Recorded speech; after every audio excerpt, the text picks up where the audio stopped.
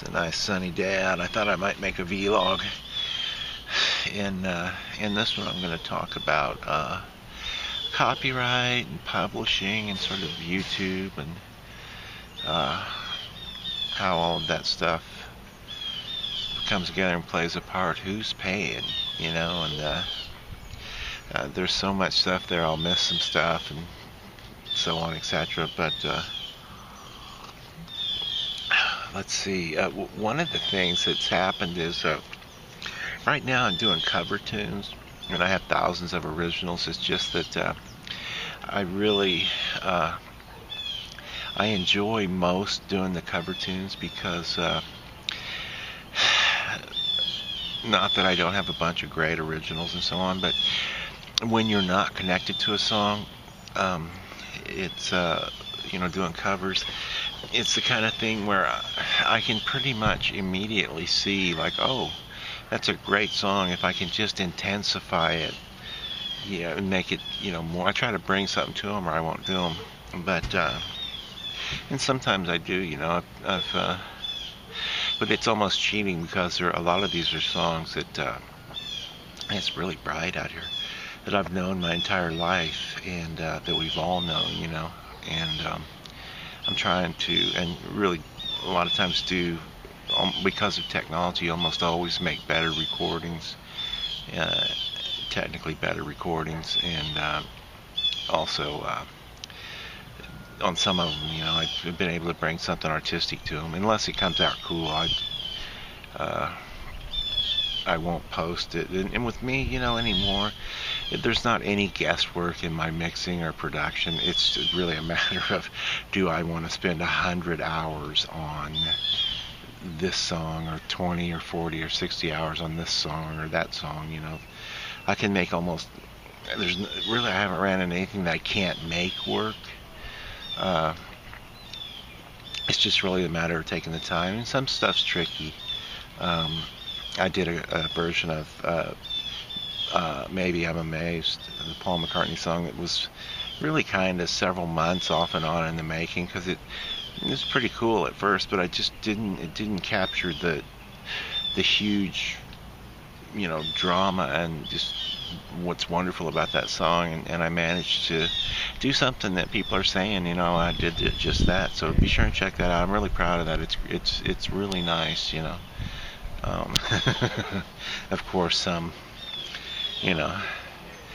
teenage boy in a garage band will be along to thumbs down everything I've done again. That's one of the problems with YouTube, but so YouTube, 70 hours of video are uploaded every minute worldwide to YouTube. It's the statistics are incredible, and it's, I'm finding that Facebook, around 1,000 people a week accidentally find my Facebook public page, Billy Bob Kickarilla Cash Jr. official Facebook page, and with YouTube, though, I'll get to who's paying and copyright and stuff, and try not to make it into a bitter resent-a-log, but yeah, with YouTube, there's some annoying stuff about it. Who's paying? So, one thing I think that people need to realize is all the money that Google makes through its search engine and through YouTube, but through YouTube, is a lot of it is, where did that money come from? Well, basically, to be totally, and I've worked in the entertainment industry in Hollywood for years and years and years, like 30 years in many different capacities, at the very tip top of the business. So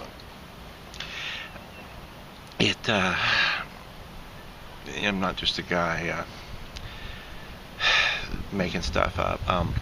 All of that, all the money that YouTube is bringing in through advertising was really, it didn't just appear. That was money that used to belong to record and film production companies that they sort of hijacked, and not even really legally. They're just the firstest with the mostest at this point in history. But so that money's really been hijacked, and what I think should happen eventually, and will, the people who actually make all this content, Hollywood and worldwide, you know, the real content, not children with cell phones or just ridiculously. I like some of the crazy content, but I mean, they should separate out between professional and sort of people with playing, with cell phones and making sort of garbagey, waste of time videos. But anyway, yeah, that money was transferred from major corporations over to Google. It was hijacked. It was siphoned, and is being siphoned off. What I think will happen is these companies will eventually get together and make some sort of conglomerate agreement amongst them and challenge Google and YouTube. And I'm all for free music, but paying people encourages in our society people to create more, and there's some good stuff and some bad stuff about copyright in the modern era. It was designed for another era, but I think that they will get together eventually and make like an agreement. This is our trust, our corporation, all film and video and music industry, music record companies, and they will put up their own server. Right now, Google is the only one that has the hardware to really pull it off. That'll change really quickly in the next 5 to 10 years. There'll be some real competitors. There aren't really too many right now, but they should put up, shoulda, woulda, coulda. What will happen, I predict, is they'll put up all of their content on their server, and they will be able to harness that for their own income as they see fit, whether that be with ads or subscriptions or corporate sponsorship, who knows. So once they build this conglomerate, then they will also say anywhere else on the internet where our content is found, it must be deleted. That's not cool. It must be banned. It's got to be gotten rid of, because right now it's sort of the internet's been the Wild West all along. So far, that's going to change too. As it's in its infancy, but as it becomes more and more a part of everyday life, and people see how essential it is, then these things will change. But what's obviously happening with it is this is the infancy of a worldwide real-time data, interpersonal network data, video storage, real-time, storage, archival, teaching, learning, historical, archival system of what's going on planet Earth at any particular day from hundreds of thousands of different angles. And that's going to increase too, with technology. If you don't follow the work of Ray Kurzweil or others like him, Michio Kaku, he's one of the best communicators in physics. I don't think he's one of the best physicists anyway. Michio Kaku says, in the future we will all have glasses and the internet will be on our glasses. Well, yeah, that's true. It's so indispensable. But I think he's a smart enough guy to know that what he's really trying to say without scaring people is that this technology will be available on chips smaller than the size of a grain of sand that will be implanted in your body somewhere. You got to shoot the dog, and we'll all be able to just with thought be able to sort of call up images of videos or music or whatever, and that computer will be wired directly into your brain. I know it sounds far-fetched, but it's not at all. Carnegie Mellon's already cracked the noun code for the human brain. They have computers that can basically read people's minds. I see no reason why that shouldn't be done from satellites. Eric's conspiracy log. I mean, these are things that are happening and probably should happen. It makes you. Could you live without the internet now that you know what it is? No, of course not. If the president tried to ban it, people would laugh. It's just an absurd idea, and it's only going to get more intense. But as far as copyright and all of that, at some point the technology does exist too, where a blanket could be put over the entire internet, where if any content, music or video or film, is delivered anywhere, there can be a tax put on, or a charge, or a copyright, or to get people paid, and that kind of becomes absurd too. I mean, look, the thing is, radio has always been free, and the internet is the new radio. And advertising's always paid for radio, and YouTube is sort of the new radio for a lot of people, and the whole internet. And the thing on that is, I mean, some artists, I've run across one artist whose initials are Supertramp. I covered one of their songs and did a really nice job of it, and got a copyright strike, got all kinds of BS, and I understand people want to get paid. However, there's a lot of stuff there. First of all, I'm not charging. Eventually, I'm going to make some money on this, and I'll start.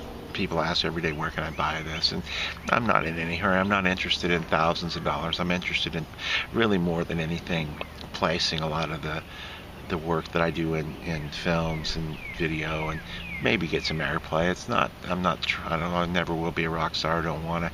My concern, my goal is just to make a whole lot of really excellent audiophile recordings that people love.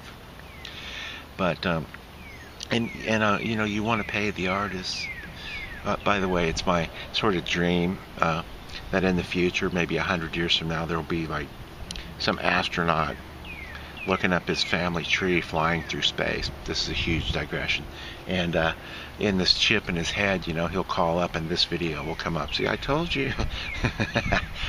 But stuff like that, we're on the cusp of it. So this technology's crazy.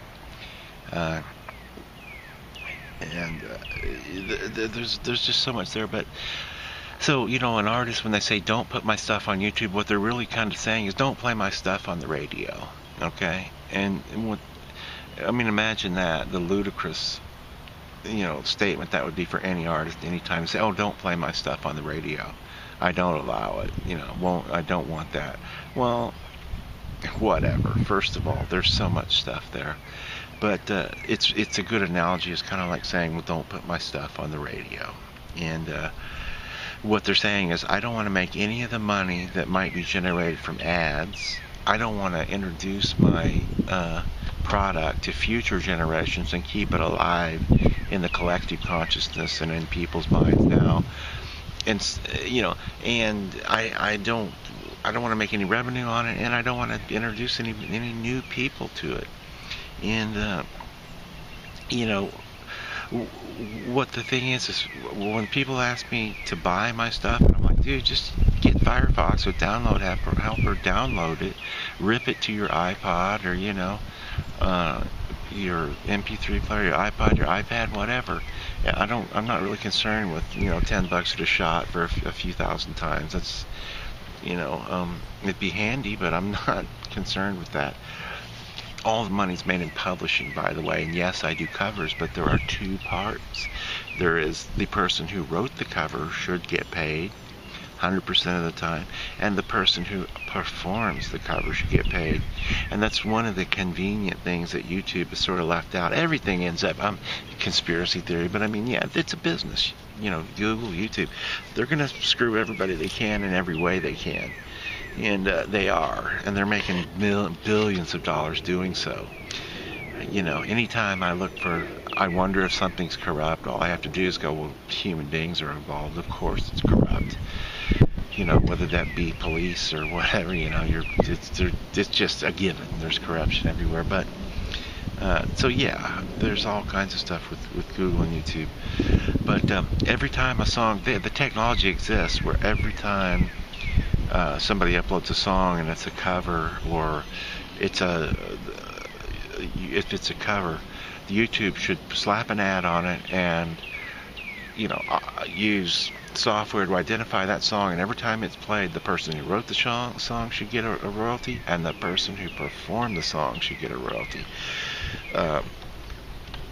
And so, I mean, it gets kind of crazy, and of course they've left that out because, they'd have to actually eventually pay some people.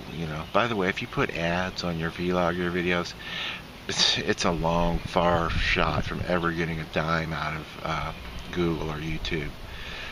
The ad thing is kind of to entice you in. I mean, I've had several of these sites. One site was really successful that I produced and didn't have much to do with, but the overall tone of it and the graphics and stuff and the code. But getting paid by them ever, what their little trick is once it gets to the point where they've got to send you a check, they say, oh, no, you clicked on your own ads, or this happened, and they'll make stuff up. They can at this point. Anyway, it's not an anti-Google thing. It's just, it's in its infancy. People aren't hip to like this stuff yet, but the technology does exist where and with my stuff, what I'm doing with these covers, the productions are, updated productions in quality and artistically. Letting people put covers is a good idea. I can't believe how ignorant some of these guys are. It's ignorance. They don't understand. Every time that I see a great cover, I look at the original too. And the thing is, when people want to download my music, and pay for it, I tell them download it for free. And the thing is, no matter how much you tell them, they ask me all the time, some of the same people over and over, where can I buy it? And the truth of that is I think it's between depending on the genre, depending on this, that, and the other, around 13 to 18% of the people who want to own an album are going to legitimately buy it. Okay. So let's say you have 1,000 people that see a song. Out of that 1,000, the 100 that actually want to own it, okay, 1/10 of those people will want to own it. Out of that 1/10, 18% of a tenth will buy it, no matter what you say. And no matter, and the thing is, they want to keep it on iCloud or whatever. The way clouds are working is, and will be eventually, everything will be on a cloud, is if you lose your iPad, it doesn't matter. You own all these music. It's a matter of convenience for a lot of people. You own, all of these songs. They're on the cloud. Lose your iPad, lose your iPhone, lose your iPod, doesn't matter. All your data is on the cloud. You own it legitimately. So I can see that, but the bottom line is, in today's world, it's the kind of thing, the more people your music are exposed to, the more money you're going to make from it. Yes, most of them are stealing it. Not even stealing it. It's just the same as radio. Didn't people have cassette decks back in the day, and recording radio? Of course. No, the quality wasn't, and there's plenty of arguments, but it's the same exact premise, I'm getting feisty about stuff. That's one great thing about sort of living alone and having a chance to really think about things, and is that you don't constantly have to put up with people who've given it no thought at all except for the last 2 seconds. Any question going, well, yeah, but, it's like, dude, I've thought about this for like several years intensely. Shut up, But anyway, there's a lot of stuff involved in all of this copyright and publishing. But any artist is a fool nowadays that says, "Oh, don't play my." They're basically saying, "Don't play my music on the radio." And out of every out of every 100 people that you expose your music to that want to own it, you can't talk 18 of them out of buying it. It's insane. Now, as stated, it may take 1,000 people to have 100 who want to own it. And, the vast majority of those are just going to download it anyway for free. But some people will pay for it. So that it's a numbers game still. But I've missed some stuff, and I get cranky about some of these things because it's... when people don't understand basic premises, like Roger Hodgkins of Supertramp. It really pissed me off. I got a copyright strike from that twice. and also in my communications with Universal Music Publishing Group, and I bought a license. Uh, they still don't. I have a license to cover the song. They still YouTube does not care, does not honor that. They don't care. They're too. It's at the point in history where basically YouTube is way too big for its own britches, and they'll get their comeuppance when other companies are. Right, it's great for right now. It gets us through. Eventually, it'll have to be broken up, and other companies will get involved that are legitimately paying people and doing legitimate business. But because YouTube is kind of illegitimate. It's based on theft, and I'm all for it. I think music should be. No one should own music. It should be free. And that's the other thing. I'll close this vlog out. That's the other thing. I've written a bunch of songs, and boy, I really got the riot act read to me by one girl one time. Basically, Roger Hodgkins is saying, I don't want anybody, anywhere, anytime, any place to listen to my music unless I'm getting paid for it. It's the Supertramp thing, And how stupid is that? First of all, he's saying, don't play my stuff on the radio. I don't want all that money or fame or added value. But to be arrogant enough when you write songs, and I've written thousands of them, and some of them are actually good, that it's kind of like math. It was here waiting for us to discover those formulas, and we didn't make those up. We just began to discover these mathematical formulas that were already here. Same with music. You don't own songs. I've written thousands of them. People go, where'd you get that? And I'd be like, you know what? It just appeared, came out of nowhere. I like it. It's cool. You like it. One girl with one of my songs, I took it off for years ago.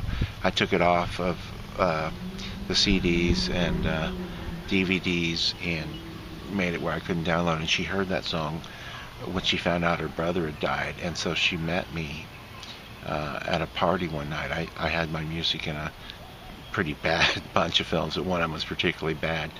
But anyway, she liked the soundtrack of the movie, and she met me at a party, and the director said, oh, this is Eric, the guy who wrote all those songs and recorded them, performed them in the movie.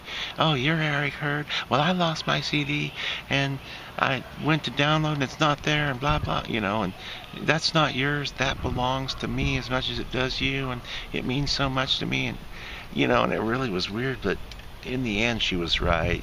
I mean, if you're arrogant enough to think that you came up with that there's some original song or idea, as a writer, that's just stupid. You didn't. It came through you, and they're waiting there to be discovered. These songs, and so yeah, she was right. I was a total dick about that, and I did actually, give her several CDs eventually, and put it back publicly available, that particular song. But anyway, for me, these songs are as much a part of I did Supertramp, Take the Long Way Home. It's a great song, but there's thousands of them. I'll never do it. I'll tell you what, it's already hurt their pocketbook. I'll never pay another royalty on it. I'll never cover another Supertramp song. But anyway, that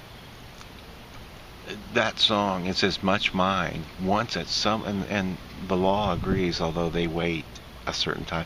Once a song gets such a level of fame and notoriety and sort of becomes part of the conscious, the public consciousness,